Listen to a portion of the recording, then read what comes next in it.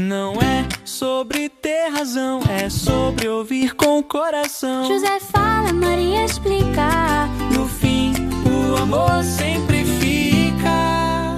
Nem toda conversa precisa ser vencida. Nem toda explicação aproxima. Nem todo silêncio é vazio. Este é um espaço sobre sentimentos. Sobre maturidade. E sobre entender que não é sobre ter razão. Eu sou Maria. E eu sou José. Este é o podcast Não é sobre ter razão. Olá e bem-vindos! Olha, o material que a gente tem hoje para analisar é, no mínimo, provocador. Eu tô aqui com trechos de um livro chamado 365 Motivos pelos quais ela sempre tem razão. O título, claro, já acende aquele alerta de clichê, né? Talvez até de piada. Mas aí vem o subtítulo que para mim muda o jogo todo. Um ritual diário de amor, humor e escolhas. De repente, o que parecia só uma brincadeira sobre relacionamentos ganha um ar de algo bem mais pensado. Sem dúvida. E o pulo do gato do livro, para mim, é que ele não tenta resolver a questão de quem tem ou não razão. Ele joga luz sobre um conflito muito mais interessante e universal até. A briga interna que a gente trava entre o desejo de estar certo e a decisão de amar. Exato. E uma coisa que me chamou a atenção logo na introdução foi a honestidade dos autores. Eles se colocam como homens em construção, sabe? Dizendo que o livro nasceu da vida real, dos próprios erros e acertos. Isso já desarma a gente, tira a postura defensiva. Totalmente, cria uma conexão. E essa conexão é a base de tudo, principalmente do formato. Porque este não é um livro para ser simplesmente lido. Ele é interativo. Os autores chamam de coautoria afetiva. Cada página tem um motivo, uma frase curta e logo abaixo um espaço em branco. Ah, essa parte é genial. É genial. A ideia é que a pessoa que vai dar o livro de presente preencha esses espaços com histórias, lembranças, declarações. O que me surpreende nisso é como uma mudança tão pequena, tipo deixar umas linhas em branco, transforma o objeto inteiro. De onde você acha que vem o poder desse gesto? Olha, eu acho que o poder vem de forçar uma mudança de foco. A gente vive na era do copia e cola, do presente comprado por conveniência, né? O livro, por si só, é um objeto genérico, mas no momento em que alguém para, senta e se esforça para lembrar de um momento específico, tipo, lembra daquela vez que eu estava surtando com o trabalho e você simplesmente sentou do meu lado em silêncio? Nossa, sim. Nesse momento, ele transforma o genérico em algo único. É um ato de atenção plena. O presente deixa de ser o livro e passa a ser o tempo e a memória que foram dedicados a ele. É a prova material de que a outra pessoa foi vista, foi notada. Faz todo sentido. E essa filosofia está espalhada pela obra toda. Tem uma frase na introdução que é a base de tudo. Este livro não nasceu de uma teoria, nasceu da convivência. Isso já diz muito, né? Não é um manual de regras, é um diário de observação. E a conclusão que ele tira dessa observação é que a questão não é sobre ganhar discussões, mas sobre quem escolhe ficar. E essa escolha de ficar é sustentada por uma ideia que aparece na dedicatória. Eles dedicam o livro às esposas que nos ensinaram todos os dias que razão sem amor não constrói nada. Que frase forte. É muito forte. O que é poderoso aqui é a implicação de que a razão, quando usada sem amor, pode, na verdade, destruir. Pensa numa discussão. A lógica pode virar uma arma. Você usa fatos, datas, citações exatas para encurralar outra pessoa. Você ganha o argumento. Mas o que você perde no processo? A confiança, a segurança, a conexão. O livro sugere que a verdadeira sabedoria não é ter a lógica mais afiada, mas saber quando guardá-la. E eles até criaram um símbolo para isso, um detalhe visual que eu achei brilhante. É um selo, tipo um carimbo, que diz edição silenciosa. E ao redor, a frase não é sobre ter razão. Mas esse silêncio me levanta uma questão. Ele não pode ser interpretado como algo passivo-agressivo? Aquele silêncio que pune, que diz, eu estou certo, mas nem vou me dar ao trabalho de discutir com você? Essa é uma distinção crucial e um risco real. O silêncio pode ser uma arma, sim, com certeza. Mas o silêncio que o livro propõe não é o do desprezo, é o silêncio da escolha. É a decisão consciente de não engajar numa batalha que não vai levar a lugar nenhum. É entender que, às vezes, a coisa mais construtiva a fazer é criar espaço. Espaço. Espaço para a poeira baixar, para os ânimos se acalmarem. Não é eu me recuso a falar com você. É eu escolho não escalar essa situação porque o nosso bem-estar é mais importante que este argumento. É um silêncio ativo, sabe? De proteção da relação. Não um silêncio passivo de retirada. Entendi. É a diferença entre um cessar-fogo estratégico e uma retirada com ressentimento. Isso muda tudo. Mas vamos sair um pouco da filosofia. Eu fico pensando em como isso se aplica no dia a dia, naquelas pequenas discussões sobre onde jantar ou quem esqueceu de tirar o lixo. O livro entra nisso? Entra totalmente. Os motivos diários são exatamente sobre essas microsituações.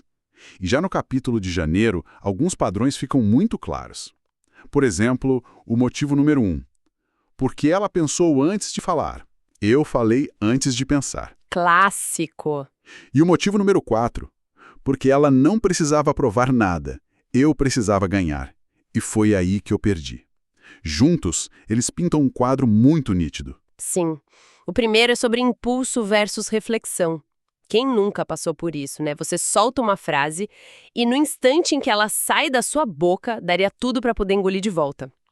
O segundo, sobre precisar ganhar, me parece ainda mais profundo. Porque ele revela a motivação oculta. Essa necessidade de ganhar é psicologicamente muito poderosa. Vencer uma discussão nos dá uma dose instantânea de dopamina, de validação do ego. A gente sente que nossa visão de mundo foi confirmada. O problema é que, num relacionamento, essa vitória é quase sempre uma ilusão. Ao ganhar, você muitas vezes força o outro a uma posição de perdedor, o que gera ressentimento e distância. E aí todo mundo perde. Exato. A admissão, e foi aí que eu perdi, é o reconhecimento de que a vitória do ego foi a derrota da conexão. O livro nos força a confrontar qual recompensa a gente realmente valoriza no longo prazo. E isso me leva a outro tema que aparece o tempo todo: o embate entre dados e sentimentos. O motivo número 8 é perfeito, porque ela sentiu que algo não estava certo. Eu pedi provas, sentimentos não vêm com gráfico. Essa frase é ótima, mas não abre uma porta perigosa? Alguém não poderia usar o "eu sinto que" para encerrar qualquer discussão lógica e se isentar de responsabilidade? É um risco real, e o livro não sugere um abandono da lógica. A questão aqui é de timing e validação. Tentar aplicar uma lógica fria a um sentimento no calor da emoção é como tentar apagar um incêndio com um ventilador. Você só espalha as brasas. Boa analogia. A sabedoria que o livro aponta é a de, primeiro, validar o sentimento. Dizer, eu entendo que você se sente assim, me ajuda a entender melhor. Isso não significa concordar com a interpretação dos fatos. Significa reconhecer a legitimidade da emoção do outro. É criar uma ponte. Uma vez que a conexão emocional é restabelecida, que a pessoa se sente ouvida e não atacada, aí sim o casal pode analisar a situação de forma mais objetiva. O erro não é usar a lógica, é usar a lógica contra o sentimento. Nossa, essa perspectiva de lógica contra o sentimento é muito esclarecedora. É usar a ferramenta errada para o trabalho. Continuando essa exploração, o humor do livro é uma constante. A abertura de fevereiro diz: "Você tem razão", até ela abrir a boca. Aí acabou. É uma piada, claro, mas dentro do capítulo tem pérolas. Como motivo número 10, porque ela não falou nada, e mesmo assim disse tudo. Silêncio bem usado é argumento final. Isso volta à nossa discussão sobre o silêncio, né? Exatamente. E esse ponto sobre o silêncio me lembra de outro motivo que achei fundamental, o de número 38. Porque ela não estava tentando ganhar, ela estava tentando cuidar. Diferença sutil e gigante. Eles parecem diferentes, mas falam da mesma coisa. A escolha é de desarmar a situação. De não escalar. Isso. O silêncio estratégico é uma forma de cuidar. Recusar-se a transformar um diálogo em uma competição é uma forma de cuidar. É a escolha consciente de proteger o nós, em vez de alimentar o eu. Diferença sutil e gigante. Essa frase é o coração do livro para mim. Porque no meio de uma briga, a linha entre argumentar para resolver e argumentar para vencer é muito, muito tênue. E muitas vezes a gente só percebe que cruzou essa linha quando o estrago já está feito. E o livro conecta isso a uma vulnerabilidade muito honesta. Veja o motivo 47. Porque ela percebeu que eu precisava de apoio. Eu achei que precisava de razão. Confundi. Isso é de uma autoconsciência brutal. Brutal é a palavra. Ele admite que, por trás da sua armadura de argumentos lógicos e da sua necessidade de estar certo, havia uma necessidade mais profunda e não articulada, a de se sentir seguro, apoiado. Muitas vezes, a nossa luta mais feroz por razão é, na verdade, um grito disfarçado por apoio, e a sabedoria do parceiro está em conseguir enxergar através da fumaça do argumento e ver a necessidade real por trás. Isso me faz pensar em outra dinâmica, a do tempo, o motivo número 7. Porque ela pensou no futuro, eu pensei no agora. O futuro costuma concordar com ela. É a briga clássica sobre comprar o sofá novo agora versus guardar dinheiro para a viagem no fim do ano, não é? O prazer imediato contra o benefício a longo prazo. Precisamente. É o jogo curto contra o jogo longo. Muitas das nossas discussões são sobre o alívio imediato do agora. Gastar o dinheiro, tomar a decisão impulsiva, dizer algo para se sentir melhor naquele instante. O livro sugere, com essa pitada de humor, que a perspectiva que considera as consequências, que pensa na sustentabilidade das decisões e da própria relação, é que prevalece. Não porque um gênero seja inerentemente mais sábio, mas porque essa forma de pensar está alinhada com o objetivo de construir algo duradouro. Então, amarrando tudo isso, vamos voltar para o ato de escrever no livro. Na seção Como este livro deve ser vivido, os autores são bem diretos. Preencha o livro inteiro ou parte dele antes de entregá-lo. A ideia é que ele se torne um ano inteiro de atenção, escolha e amor colocado no papel. E é aí que o livro se torna uma ferramenta relacional poderosíssima. O ato de escrever é o que dá vida à filosofia da obra. Pensa no processo mental que isso exige. Para preencher a página do motivo por que ela teve paciência, eu testei, a pessoa precisa ativamente vasculhar sua memória em busca de um momento em que testou a paciência do outro e recebeu compreensão em troca. É um exercício de memória afetiva. Exato. Esse ato de recordar e registrar não apenas valida o parceiro, mas também reprograma o cérebro do escritor. Ele está praticando a gratidão de forma ativa, fortalecendo as vias neurais da apreciação em vez das vias da crítica ou do ressentimento. Ou seja, o maior beneficiado pelo preenchimento do livro talvez seja quem o escreve. Ele está fazendo um exercício de reavaliação da própria relação, focando nos momentos positivos. Isso transforma o que poderia ser um presente de desculpas depois de uma briga em um presente de reconhecimento contínuo. Exatamente. Não é sobre dizer desculpe, é sobre dizer eu vejo você.